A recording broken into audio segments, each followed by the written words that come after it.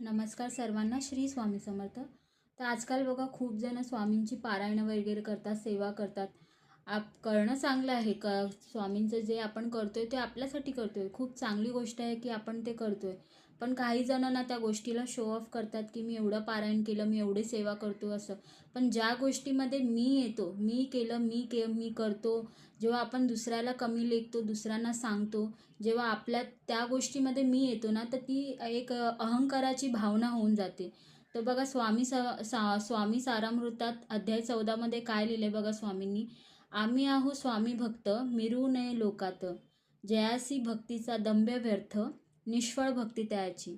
तर जेव्हा आपण लोकांना शो ऑफ करून सांगतो की मी एवढं करतो, स्वामींचं तेवढं करतो, एवढी पारायणं केली, जेव्हा आपल्यामध्ये जो मीपणा आपण लोकांना दाखवतो, आपण दुसऱ्यांना कमी लेखतो, तेव्हा स्वामी काय म्हणतात की त्या भक्तीचा, त्या पारायणाचा, जे पण तुम्ही काही सेवा करतायत त्या भक्तीचा काय आहे, व्यर्थ आहे, अर्थ नाही आहे त्याला. जेव्हा आपण दुसऱ्याला कमी लेखून जेव्हा स्वतःला आपण मीपणा करून मोठं दाखवतो, तर आणि आपण देवापुढे आपण काही नाही आहोत, पण त्याचा आपण करतो असं दुसऱ्यांना जेव्हा आपण शो ऑफ करतो, तेव्हा दुसऱ्यांना सांगतो, त्या भक्तीचा काही अर्थ नाही आहे. तर श्री स्वामी समर्थ.